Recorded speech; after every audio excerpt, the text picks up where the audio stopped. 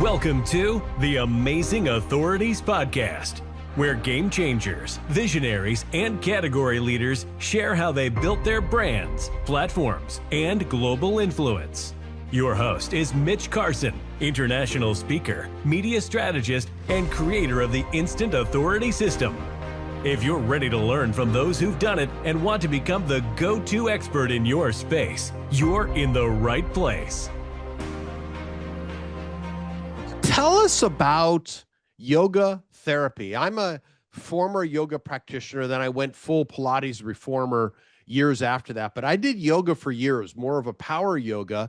I have never heard of what you described. Tell us about that. So yoga therapy is an integrative practice. It really helps us to bring together the different layers of our existence. So the mental body, the emotional body, the spiritual body, the physical body, the work body.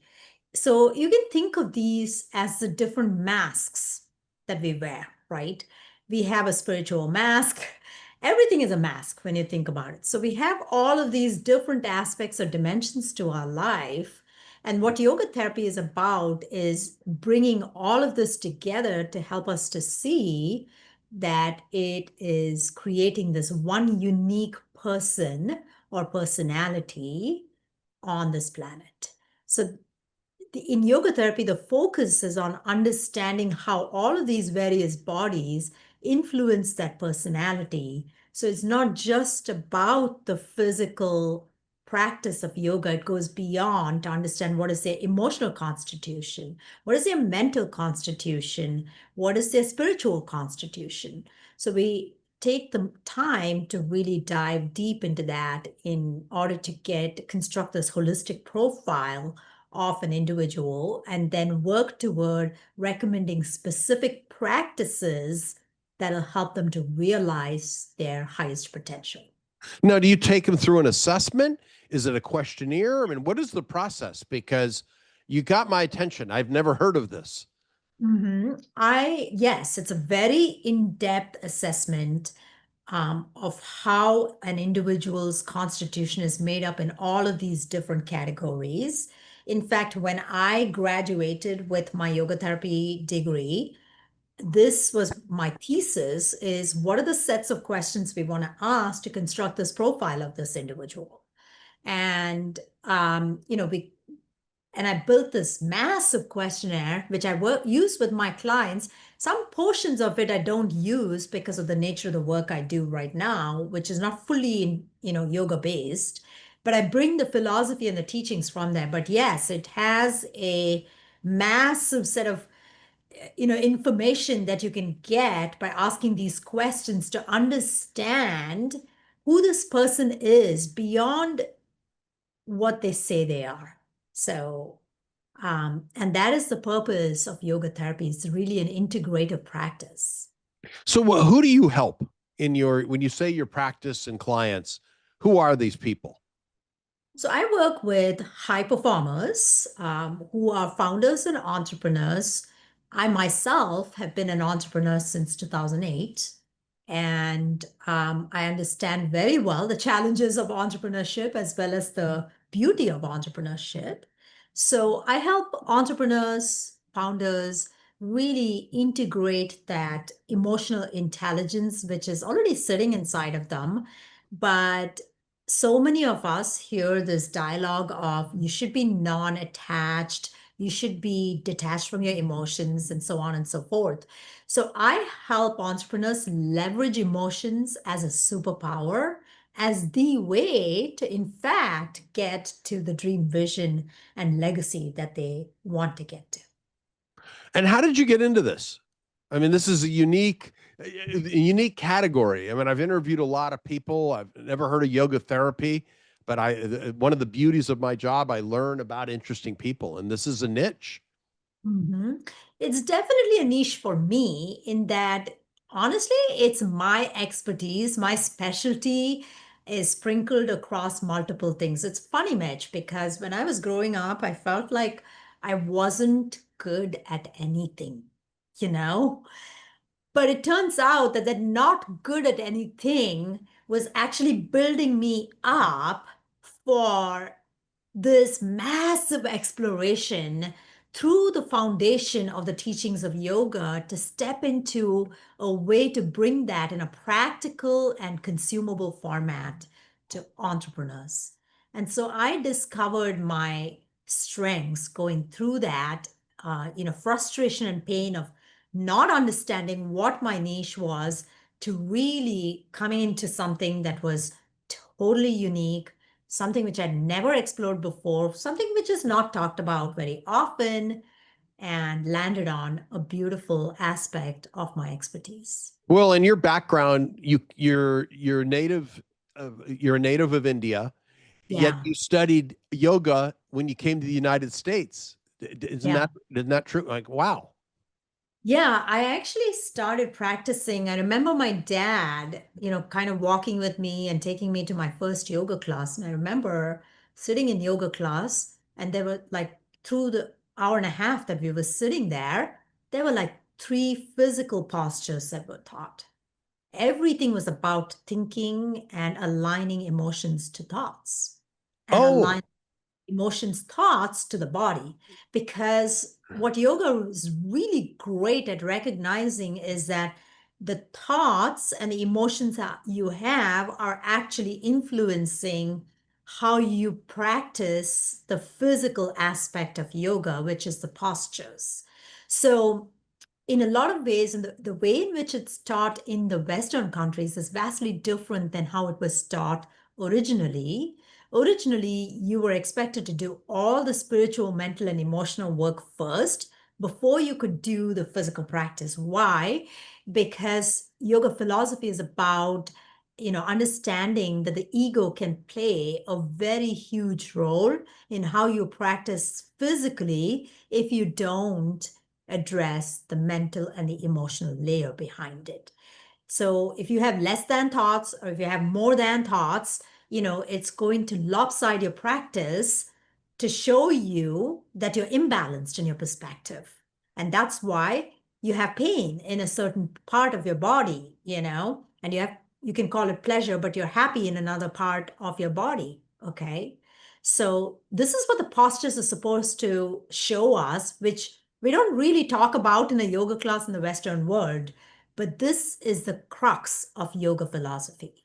This is so, it. so that's the basis of why that's the foundation for the postures. The postures help us heal those emotional traumas, Correct. if you will, or people have different definitions or words associated with that. But you said pain. So people are inclined, would you agree with, we are pushing away from pain, seeking pleasure as humans? Yes. So do you have to go through pain to heal that? Do you have to Yeah. endure more pain in order to reach a pleasurable state, or let's say a healthy state? It's a great question. Thank you for asking that. So, what I would say is when you look at pleasure and pain, Mhm. if you start to do the emotional work around pleasure and pain, you'll realize that if there's too much pleasure in life, ultimately it will become your pain. So Oh, let's that's interesting. That's interesting. So let's say you like to have that glass of wine, right? Because it gives you a nice edgy feel when you have that, it gets you relaxed and you can have this conversation with people. Well, if you keep drinking and drinking and drinking and drinking, ultimately your liver is going to suffer from the drinking. Yes. So there's a momentary pleasure, but there's a long-term pain that accumulates as a result of that. Now, this is what the Chinese also talk about when you look at the yin and the yang symbol. If you notice, there's a big white part with a black dot in it and a big black part with a white dot in it. So it's about understanding that there's always a little darkness and light, and there's lightness and dark. So we can leverage that knowing to bring the two together and understand that they can never be separated, really. So it becomes very contextual. My teacher, Dr. Demartini, talks about 4,600 plus traits being present in all individuals, right? So when we think about these 4,600 plus traits being present, if you're happy, if you're seeking happiness, it's only because you've experienced sadness in life. Mm-hmm. And if you always make it happy, you're going to have experiences that pull you down to show you the other side of life, which is sadness. So life is actually perfectly balanced, but thinking makes it imbalanced. And so what we want to do is we want to look at our perceptions and our expectations around our actions. Human beings are driven by pleasure, but the higher self is not driven by pleasure or pain. They're driven by a greater expansion spiritually, you You know? know, it's interesting. I'd love to bring this on a granular basis. Mhm. Young women who are beautiful and sexy have Yeah. fallen into this OnlyFans phenomena or association. They're Yeah. making oodles of money, Mhm. either showing their bodies or Yeah. committing sex acts, which are being marketed, and they're making unseemly amounts of money at the Mhm. ages of 20 through 25 or 26, maybe longer. Mhm. What is the consequence? Because this is something like you mentioned. I listened to what you said.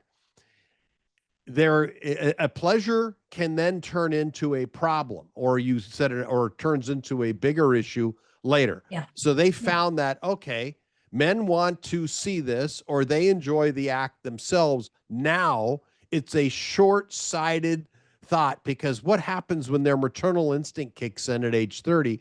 Oh my gosh, all my friends have kids, I don't. And then seeking a husband and or something.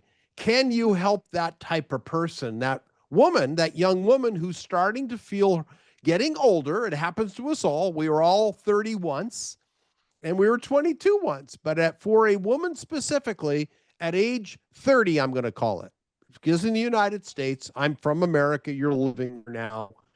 What Yeah. happens with that person? How would you counsel her?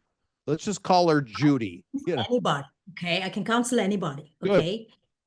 But what I will say is when you look at, after having done the work I've done with my clients and, having worked Sure. in the human behavior area for a long time, what I will say is when you look at somebody showing a face of, this is what gives me pleasure right now, there's a deep, on the other side of that, I can show them where their pain is that caused that pleasure to come up for them to begin with. Okay. So my point being, we've all had really dark experiences in our childhood. Okay. So some of these dark experiences have made us question our very survival. And we've said, in order to survive, I am going to do the exact opposite. I'll take myself as the example here. Okay. I left my country at a very young age. I was a single woman when I left my country. It was against my dad's wishes that I left the country, because in India the philosophy was you get married, then you leave. you know I was not one of those women. you know so I left the country. So why did I do that? Because there were years of accumulated pain in my life from a life that my mom and dad thought I should live in the Indian way, which did not agree with my natural self, which did not agree with the person I was when I came into this planet. It did not agree with me. So that's what caused my pain. So I naturally took that pain for many years and broke free from it when I came to the United States. But after a cycle of being in that pleasure, I was forced to look at that pain, because none of that pain was really left behind. It was taken and brought into my success with me. So Mm-hmm. you see, the very thing that fueled you back there can also be your Achilles heel if you overuse it in your life. Right. So you had to address it regardless. You carried that 5,000 miles across oceans. Exactly. So, and the way to make it a superpower is by understanding that it is actually a neutral experience. Neutral experience. Yes, because I can show you how that actually benefited me. Okay. And after a point, how it actually hurt me. So it was my application of that experience that had led to my perception of pleasure or pain. But it wasn't the experience itself. So this is the state in which we can truly be emotionally intelligent about our experiences and bring that neutral mindset. So anytime we are running on the pleasure principle or on the pain principle, psychologically, physiologically, we are in our amygdala, which is a stress-based reactionary mechanism. And we do not have certainty. The amygdala has a lot of false positives. I'm not saying anything new here. This is all scientifically studied. Yeah, but explain amygdala, because not everybody's going to know what that word means. So it is the lower part of our brain, which is more the animal brain. It's called the animal brain. It's the lower part of our brain. Reptilian? Is that the reptilian brain?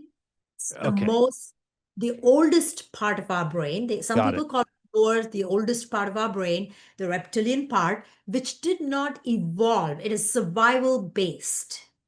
Okay. We all have this, and our emotions are actually sitting in this part of us. Okay. When we step into the forebrain, which is the prefrontal cortex, we are objective, rational, and unbiased. This is where all spiritual development and personal development work actually works. So when we step into this part of our brain, we are much more rational and objective. We're not driven by our emotions of pleasure and pain. So this is the state where you want to neutralize the past experiences. If you want to have that experience of being an objective leader, you understand that emotion is always going to be part of the journey. It's part of the human experience. You're not trying to remove it. What you're trying to understand is, how is it benefiting you to get to that next stage in your life? All right. Well, let's go back to the example or the scenario I painted. So people, or if you have an example of a current client, I just painted somebody. This is a phenomena that's going on with these young women who are now in this OnlyFans arena. It's talked about a lot. It's current, contemporary, or someone that you've worked with, what they had going on and where you've taken them. Yeah, so a lot of my clients come into me because they're experiencing frustration in their business. And the reason they're experiencing this frustration is because they find themselves doing a lot, for example, okay? They've taken more than their share. What they've originally thought would be inspiring to open a business and to start the business, now they're finding that the business is running them instead of them running their business. So they've lost that inspiration and spark for their mission. Okay. And they're finding that they are surrounded by people who can't take over the business, and they can't leave the legacy that they want to leave in terms of impact on the planet. So when this is happening, they still have the power in them to change this. This is what I work with very deeply. So what we have to do in this situation is to show this person how their emotions are actually driving the business in one direction or the other, okay? And help them to leverage the emotions that are going to drive them toward the changes that they want to have in their business. I had a client last year. She was a holistic health practitioner and very capable lady, highly capable, okay?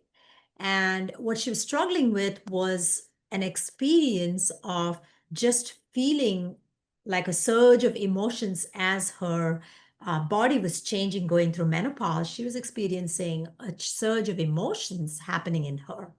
Now, this is biologically extremely normal to go through, but in our society, we try to say, let's put a time limit on it. This should not be happening for more than 2-3 months. Reality is it's there. So you don't medicate it. You look at what is the information in this emotion. What is the information? So in her case, it went back to an episode with her stepdad where he had asked her to kill an animal, and she had not wanted, she was young when this happened. She had not wanted to do that, and he had chosen to kill it. And this just like locked her up in a flight response mode, in a stress response mode. And she found Trauma. her really looking at her stepdad as an imbalanced person. Okay. Okay. But the reality is, she also opened an animal sanctuary. She also loved the animals. She had an animal sanctuary, and animals were coming in there. Okay. And some of them needed to be put down. So it's never a clear cut, straightforward, this is the truth and this is the only truth, right? So she needed to learn the skill of also letting the animal go and having to put it down when the time was right. And that's what her stepdad had taught her, which was vastly useful to her in her mission and purpose, but she hadn't linked the two. She'd never seen that link. Mm.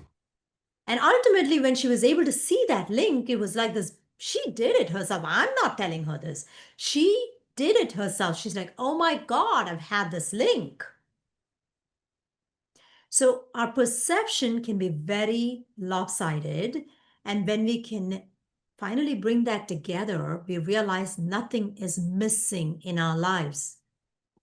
Nothing is missing. So we might as well live life according to what is most important to us, according to what is our core desire in this world, and move that mission forward without holding back on it. So I had her look at, in this instance, I had her look at how, if she didn't put that animal down, if she could have brought in another animal into the sanctuary, because funds are going to be limited. It's not always Mm. an endless source of, resources, right? So it's always a balancing act. And so understanding that life is a balancing act is what leads to that big change in us. So that is really one of the pivotal moments. Now, going back to your question about these young ladies, well, here's the first thing. It's your perception, right, of what they're experiencing. If we actually ask them what their perception of their experience is and dial it down to what exactly each one is experiencing, then I promise you the balance in their psyche actually sits in their nervous system, in their brain, in their perception layer. Okay, so they have to step into own that layer if they want to. I bring it up because I've known certain people who have gone that route. I'm sober 41 years, so I've met a lot of people who've gone through that trauma, and they've talked about how they have regrets, but then the short-term justification of that type of business or choosing them in that business is the money. It's short-term gratification. You talk to, yeah, and but then to go and find a spouse which will take them to the end of their life for the next 50 years is going to be difficult because there aren't a lot of men that will understand that. Let's say the proverbial quality man, somebody that they want to, who's an alpha male that's going to be a protector. Most alpha males aren't going to be interested based on what they're telling me. I don't know. You're in this line of work. I don't know. I personally am an alpha male. There's no way I would be involved with a woman with that kind of past. It would bother me. Full confession. It would bother me. I wouldn't deal with it because there are too many other choices. And I wouldn't deal with it because typically they have so much trauma in order to get into that line of work. Yeah. I mean, it's an individual's choice what relationship they want to be in. Sure. But what I can tell you is if if there's a perception on their part that their past is not going to get them to the future, it won't. Okay. So what we have to do is to look at what that perception is and what are the benefits to what they did in their past and how it can actually help them in what they want right now. So an example of this, since we're talking about this, is how does it make them a better partner to be with? Oh, there is that aspect too. Sure. So it's all about understanding that there's two sides to it, right? Mhm. Also, let's just look at the definition of how we see this, right? When you look at the statistics around porn and online sex, okay, it's very, very high in the United States. Okay. So is it that the men are not there? These are not men who are prostituting themselves, but aren't they? Of course they are. They're paying for it. They're supporting that business. Yeah. There is a yin and yang, as you explained earlier. Yeah, there absolutely is. And so how many people, even if they're not doing it at that level, how many relationships do you know where they do it in the relationships? True. This is just much more visible, and the dollars are there. That's why it's It's got visible attention. because we placed a judgment on it in the form that it's coming in. Correct. Correct. It exists regardless. And we've excused and reframed morality to exist within the confines of a structured relationship. Okay. So that might be a structure of marriage, that might be a structure of saying it's a committed relationship. So we excuse it when it happens in that structure, but we don't excuse it when it happens outside the structure. Now, I will not name names, but I've worked with a lot of women and men who have had sex addictions or otherwise. And what I will say is that for some people, it is actually better that they're not in a structured relationship than if they try to box themselves into a structured relationship. It is Yeah. just not natural to them. Right. Okay. Societal norms would pull them into that, and that's about it. And the more we make it taboo, it can be argued that the more they get attracted to that. They've already got a contrarian type of mentality going into it. Mhm. Yeah, because they're Because okay. anything you say no to in the human mind is a yes in the human mind at the psychological level. I'm just taking out all emotions from it. The Sure. brain doesn't understand a no, it understands a yes. The brain understands certainty, it does not understand uncertainty, really. So, in a lot of ways, if you can loosen up the structure of this, okay, then it becomes very contextual.